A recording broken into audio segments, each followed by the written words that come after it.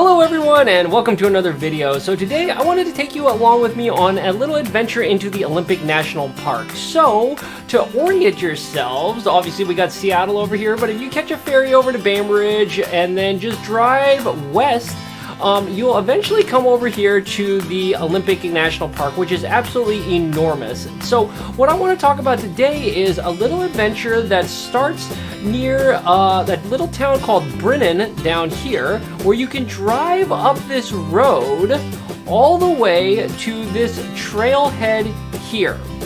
So this is known as the Dosewallips Road, and there's a trailhead, and it used to actually be a road that you could continue driving on until a couple of years ago when the Dosewallips River actually washed out part of the road, and this has now become a hiking and uniquely one of the only places that you can really ride a bike in the Olympic National Park. So what I wanted to do is park here at this trailhead and then ride my mountain bike along the Dosewallips Road for about 6 miles, following the Dosewallips River to get to the Dosewallips Campground, which is over here. And again, remember, this campground over here used to be a drive-in campground, but now you can only access it by hiking on this old road or by riding your bike. So I thought it would be fun to try to do a little bit of bike packing along this and spend a night at the Dosewallips Campground here.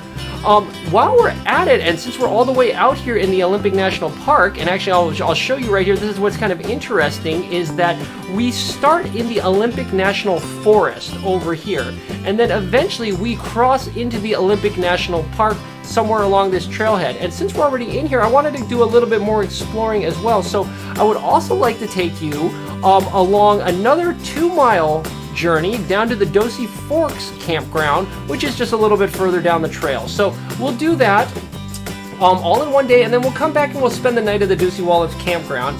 And then what I'd like to do on the next day is actually tackle what some people I've heard called the most difficult hike in the Olympic National Park. And after doing it, I think I can attest that, yeah, that's a reasonable assessment. So what we're going to do on day 2 is we are going to then pack up from the Dosewallips Campground and head back to this trailhead here, which is along the road. And this is what's known as the Lake Constance hike.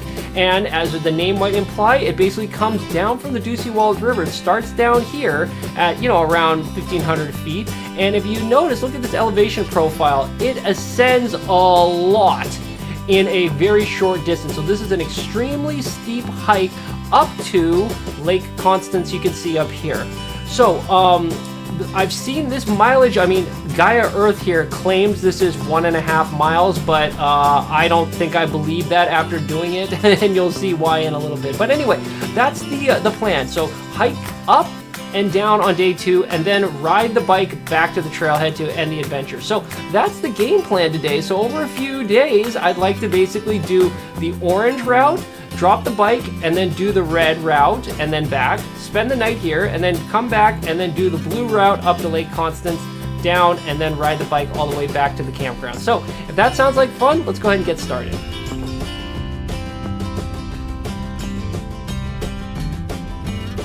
Alright, and here we are approaching the end of the road, and as you can see, the pavement stops and we approach some gravel, and I'm happy to report though that this gravel is actually amazingly well maintained. There really aren't too many potholes. I've been on many different hikes around the Pacific Northwest where the road approaching the trailhead is absolutely horrendous, and luckily it's not the case here.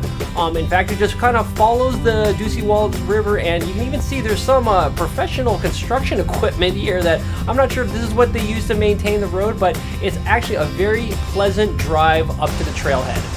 Alright, so here we are. I think we made it. Here's the trailhead. Surprisingly, this is just kind of like a Friday afternoon, and there's actually a bunch of cars. The main trailhead is a little ways up there, and it's actually already full, and I had to park down a little ways, but yeah, I'm excited to get started. So let's get the 50 pounds of gear on the back and then hop onto the bike, and yeah, we'll get started. So right off the bat, the trail gets interesting. You encounter some large boulders that prevent cars from traveling any further.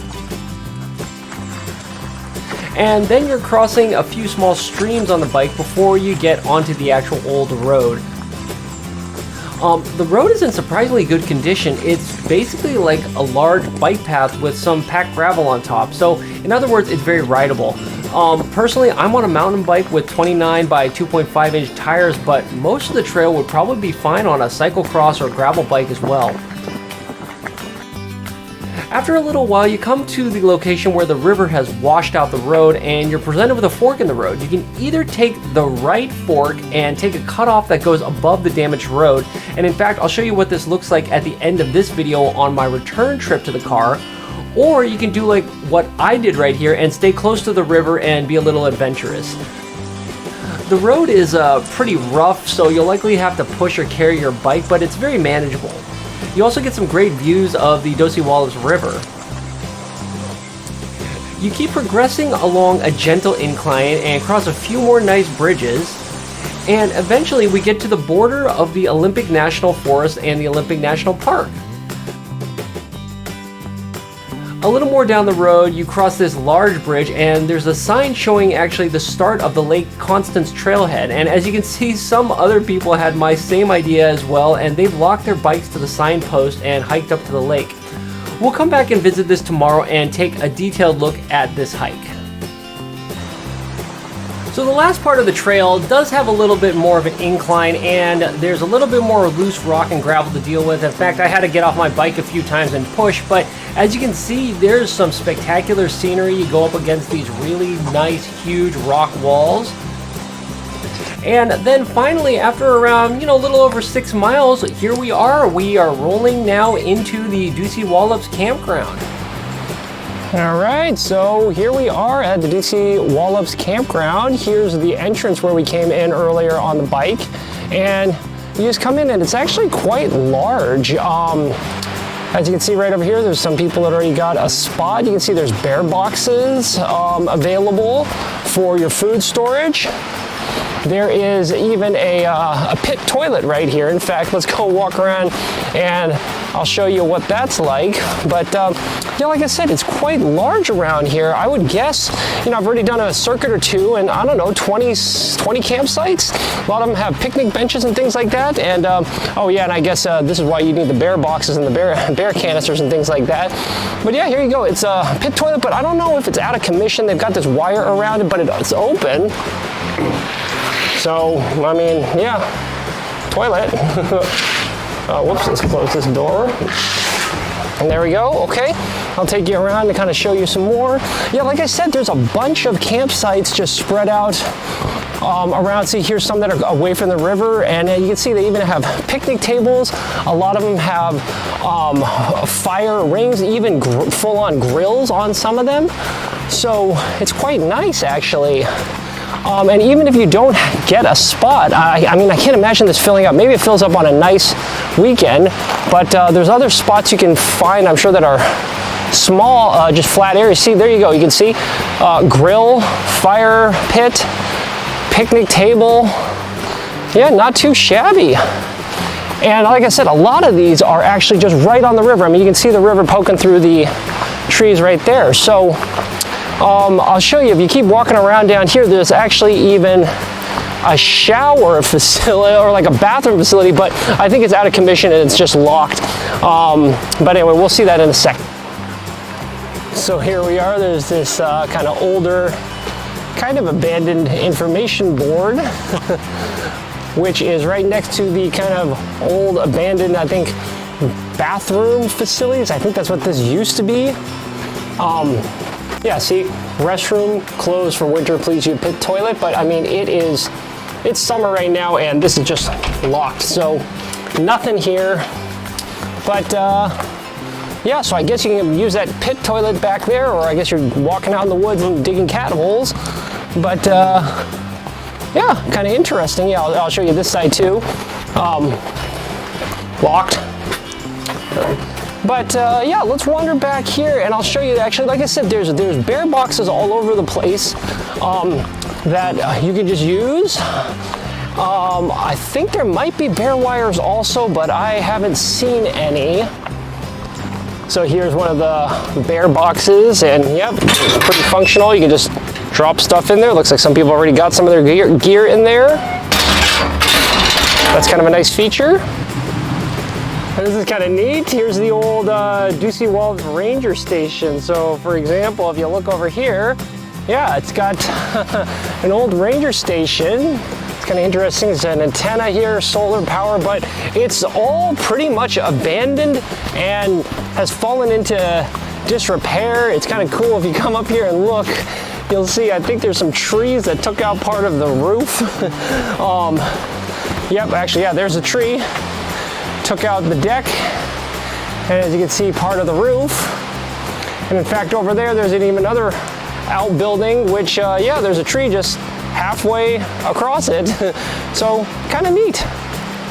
And here's another third building near the ranger station. It's kind of interesting. There's this sign on it. I don't know if you can read this very well, but it's basically saying that everything's already been stolen and this structure has been condemned due to rodents, which carry lots of viruses. The windows are already broken, but if you are caught inside it, it's still felony trespass. So, all right, might be something fun to just observe from afar.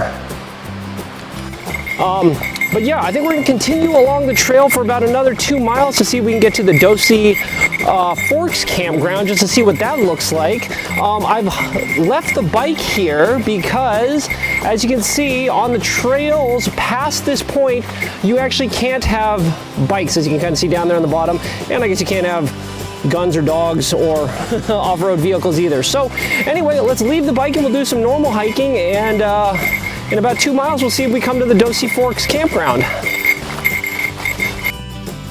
So the hike out to the Dose Forks Campground is a nice, easy 2 miles, and you even get to cross over some nice bridges and a couple of streams on your way over there. All right, so here we are walking into the Dose Forks Campground. All right, looking pretty good. Yep, here we are. I actually saw, as I was walking in, there were a couple people, as you can kind of see over there. They got a pretty primo site next to the river. But as you walk around the campsite, there's actually a couple more camps up here. You can see the sign, actually, it says towards the toilet. There's a few more campsites up there, and you can also go left to continue on the trail. In fact, let's walk down there now. I'll show you. There's actually a really cool bridge.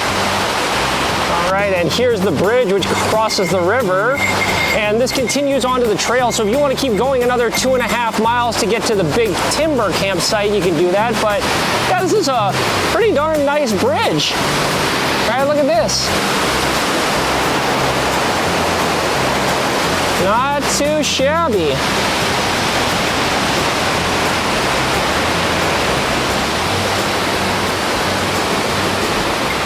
All right, and walking through the campground, there's actually even a pit toilet. So they actually got a nice sign here. It says, here's the privy through this. And actually, I was surprised when you come and look at this thing, it actually looks quite new. I mean, here we go. Look at that wood. They must have just built this or refurbished it. But yeah, there actually is a pit toilet right there. Not too shabby. And here are some of the campsites that are kind of on your way to the pit toilet.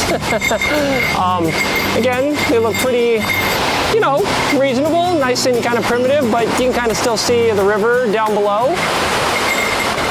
All right, so that was the Dose Forks Campground. Looked nice, not very many people there, but I think I'm gonna head back now to the Dosewallips Campground and probably spend the night over there. So let's head back about 2 miles back to the other campsite, and we'll be back in a minute.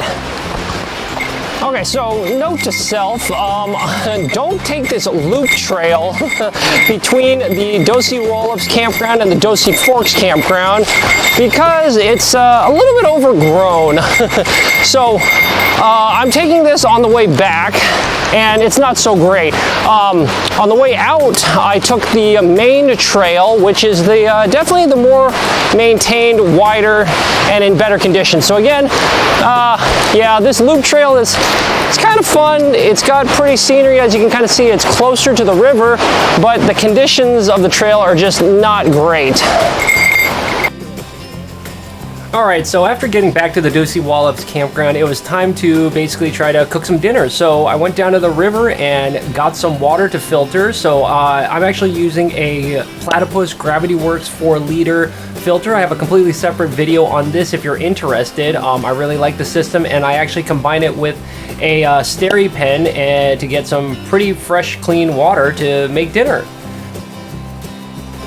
After dinner, it's not much to do other than just read and sit down and look at the river, and here's what my campsite sort of looks like. As you can see, I've just got a little bivvy. This is the Outdoor Research Helium bivvy. Again, shameless plug, I've got another video talking about this bivvy. I do also like this because it's so lightweight and easy to pack, especially if it's just me. So I tried to set up a GoPro camera to do a little bit of a time-lapse overnight to just see what it looked like. Unfortunately, it was a little bit cloudy, but I think you can still see some stars. Anyway, I spent a nice night under the clouds, and I'm ready for the next day. Alright, so now it's breakfast time. I'm gonna make my kind of homemade DIY peach/fruit cobbler. So pretty easy. What I typically do is I just get myself a little container of peaches. I like these because they have the syrup in it, which helps with some of the rehydration of the other berries. I'm just going to throw a little tiny bit of water in here as well at the same time.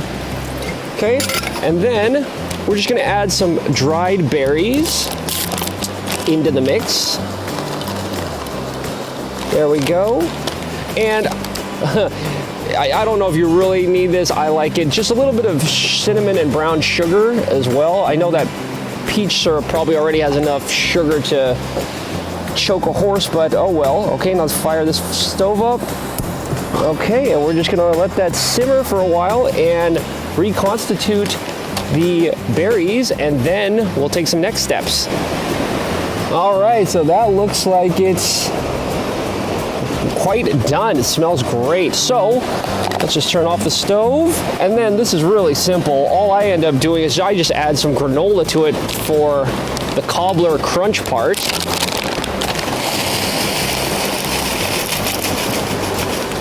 There we go.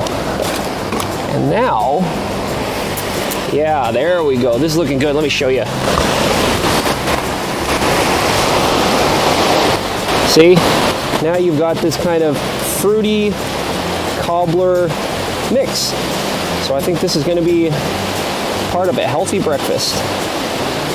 So after breakfast, I broke down camp and rode 2 miles back on the trail toward the Lake Constance trailhead. And this was a really easy 2 miles because yesterday I spent all that time pedaling uphill, but now I get to cruise downhill and make some really great time. So after a little while, I reached the Lake Constance trailhead, and it's now time to find a place to stash the bike somewhere in the bushes. Alright, it looks like someone else might have already had my idea, because if you just wander off the trail a little bit away from the Lake Constance trailhead and you wander into the woods here a skosh, and look at what you can find. So somebody already dumped, yeah, a pair of bikes. They locked them up and they dropped them here in the woods. So I assume they just dumped these here so they could hike up to Lake Constance. So let's do the same thing. Let's go see if we can find a spot to stash our bike and some gear. All right, so there's the main trail right there, and then behind this rock, I've dumped a bunch of my junk. I'm also gonna leave the solar panel out here to see how that charges up the battery while I'm gone. And then lastly, I've dumped my bike down here in the bushes, locked it to the tree, and tried to camouflage this as best as I can. So now, hopefully, if you're just walking along out here on the main trail, yeah, I don't think you would, hopefully you wouldn't notice a bike just sitting there in the woods. Okay, so with that being said, let's pack it all up and start up the trail to Lake Constance. And recall, here's the trailhead marker, and I just want to call to your attention that it says extremely steep, infrequent maintenance. Let's just get this out of the way right off the bat. This is probably the hardest 2 miles I've ever hiked. If you read trip reports of the Lake Constance Trail on things like Washington Trails Association, you'll see plenty of people refer to this as the most difficult trail in the Olympic National Park, and after doing it, I can testify that they're not joking about this. This is probably the steepest, most overgrown, most difficult to navigate trail I've ever had to deal with. You get a taste for this almost as soon as you enter the trail. You can see how poorly maintained the trail is. there are overgrown bushes in your face, it's difficult to find the trail, and often you're going to be climbing on your hands and knees to kind of get over enormous fallen trees or scramble over boulders.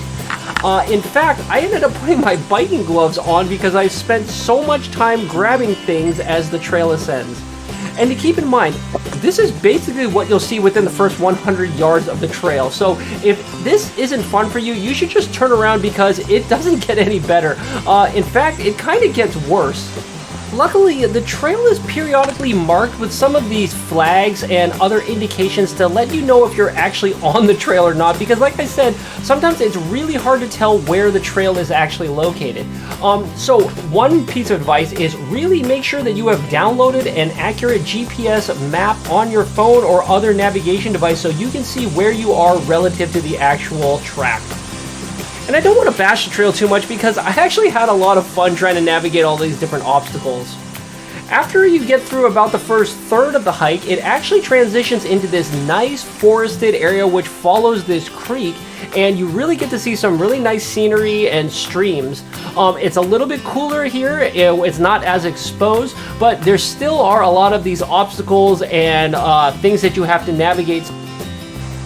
Alright, we're halfway, baby! And we come to this little flat spot. There's some camping spots over to the left, and then also you'll kind of see over here on the right, looks like there's a couple spots you can camp. It's nice and flat. I think this is if you don't want to make it all the way to the lake, because even though it's flat here, it's going to get steeper, and we're about halfway. So let's just keep going. And I actually encountered a couple of other parties of hikers on my way up and my way down. One thing that I might call to your attention is, as you noticed earlier, right, we did put gloves on just because of the amount of things that you're grabbing and how much time you spend on your hands. But you'll also may have noticed that I'm actually also bringing a climbing helmet. A lot of people make fun of me. They call me Captain Safety because I'm all about safety. But you might think a helmet is overkill on a hike. But as we've established, this is not your ordinary hike, right? There are some sections where it is basically a class 2 or a class 3 scramble, and it can get pretty steep. And as you saw earlier, especially in the bottom third and the top third of the hike, there are some sections where it's steeper with some loose rocks, and there were a couple of times that actually I kind of skidded in my footing and knocked a couple of rocks loose, and they did tumble a little ways back. So if you're hiking with a group, or if there's a party above you and they knock some rocks loose, a helmet might not actually be a bad idea. So we're nearing the top of the hike, and this is actually where it gets a little bit sketchy. You can see here that we're climbing up some areas where I think it earns the class 3 scramble level designation, because yeah, you do not want to lose your footing around here. And in fact, coming down is going to be interesting. We'll talk about that a little bit later. But again, this is one of these things where you really want to make sure you are comfortable with your gear and your hiking abilities, because like I said, you don't want to slip around here. Also, you want to make sure that you are actually on the trail. Up near the top, the trail markings get real sparse, and it is very easy to kind of get lost. In fact, I probably extended my hike by a good 20 or 30% just because I had to backtrack several times because I lost the trail and wasn't sure where it was. I really had to check my GPS to make sure I was on the designated trail. So the designated trail, at least on a GPS map, the ones that I was able to find are all usually pretty good, so I would make sure I'm following those. That would be some advice as you near the top. And again, just make sure you keep looking out for those markers along the trail to let you know that you're actually on the right path. And after what had to have been the hardest 2+ miles of hiking I've ever done, we finally reached Lake Constance. Now, the weather up here was a little bit cloudy and socked in, but that really didn't dampen my spirits because, like I said, this is a very well-earned hike, and the views and what you end up with at the top is absolutely beautiful and totally worth the effort.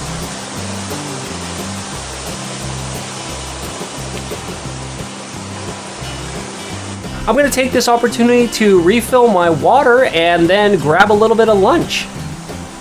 Alright, so this ain't bad for lunch. So I've just got some water boiling. I'm going to get some Mexican style grilled chicken bowls going.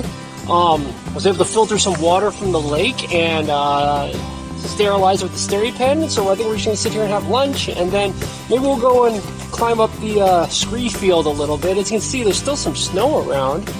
But yeah, it's incredibly peaceful. Yeah, I think you can see there's one tent over there in the distance. But otherwise, it's a little bit foggy today, a little bit socked in, but still, I think it's going to be nice, hopefully. Well, I'm not going to go all the way up to Mount Constance for sure. I thought I would just hike around a little bit on this scree field just to see what it's like. It's just a little bizarre. It's kind of neat, you know, but it's actually kind of foggy today. Kind of doesn't really look very inviting, but it's kind of cool. Kind of looks like another planet almost. But as you can see, there's just a lot of loose rocks and scree. Over there on the side, you can kind of see there definitely is still some snow patches. So I did bring micro spikes, but I really don't think I'm going to go too much more because it looks like it just keeps going up and up. But it's kind of interesting. Just right above Lake Constance on the way to Mount Constance is this giant field of just loose rocks. So on my way back down, I wanted to check out a few of the Lake Constance campsites. So again, these are actually reservable sites that you can get through recreation.gov, and they look pretty darn primitive.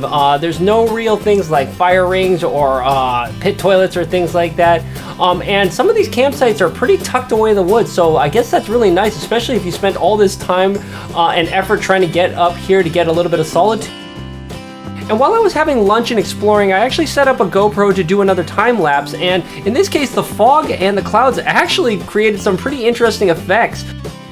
Also, look at the surface of the water. It's kind of interesting to see the flow of these algae and sediment as the day progressed.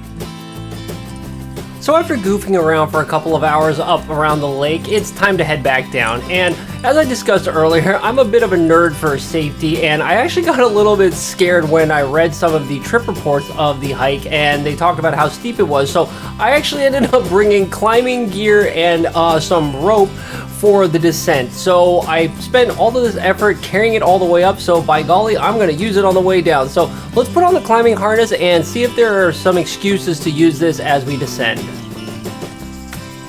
So on some of the steeper sections, what I ended up doing was tying one end of the rope into my harness and then wrapping the other end of the rope around a tree and then attaching it to my ATC belay device on my harness.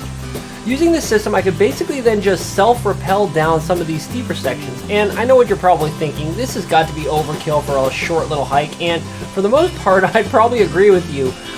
That being said, I was out here by myself and wanted to be extra careful, and I'm also carrying a 35-pound pack, which makes descending even more tricky, so having some extra equipment to deal with some of these steeper and more technical descent sections was very welcome. This method also worked great for solo descending because I could even stop periodically and then reattach the rope around a new tree and then continue down the trail. So in short, a little bit of rope went a long way. And then after navigating all of those obstacles, again just in the other direction, we make our way back to the trailhead.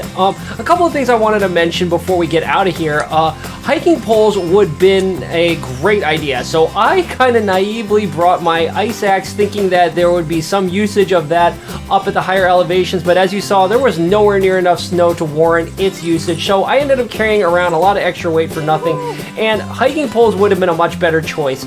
We still made it to the bottom, safe and sound in one piece, and this was one of the most rewarding and challenging hikes that I've ever had the pleasure of doing. And after all of that slow progress, making it down from Lake Constance and slogging down through those obstacles and bushes, it was a real pleasure to dig the bike out, hop on it, and then literally feel like you're flying down the trails on your way back to the parking lot. I don't think there's a lot of opportunities you get to ride your bike in the Olympic National Park, and this makes it so great because you get to carry that heavy backpack, but literally the weight is helping you in this case because it's just pushing you downhill and you get to coast all the way back. And then one last thing I wanted to show you. Remember in the very beginning, yesterday we saw that there was one section where the river had washed out the road and we ended up having to push our bike along the river. Remember we talked about there was a cutoff that you could actually avoid this section of pushing, and I ended up taking this on the way back just to get an idea of what it looks like. And as you can see, it's actually pretty gnarly single track to do this, so you have to be fairly competent on your bike in order to navigate this, and especially if you're carrying a heavy bag. Again, mine I think was like 50 pounds, so it made it a little bit difficult to navigate a few of these switchbacks on the bike, but it was kind of fun to do. I would recommend maybe going along the river in one direction and then maybe trying this in the other direction just to see both ways. But again, this is another fun little section you can do, and you're really close to the parking lot at this point. All right, so there you have it. Biking, and actually I guess bike packing to the Dosewallips Campground, checking out the Dose Forks Campground a little further down the trail, and also hiking up to Lake Constance all in one trip. So I think that's a good amount of fun, so I think it's probably time to head home. So with that being said, I hope you enjoyed the video, and if so, I also hope you'll consider subscribing to the channel. Surprisingly, if you just scroll a little ways down there and click on that subscribe button, it really does help me continue making these videos. And remember, the new videos come out every Monday, so I hope you'll join us at one of these future discussions and we can all learn something new together. So until then, I think I'll sign off. Talk to you later. Bye.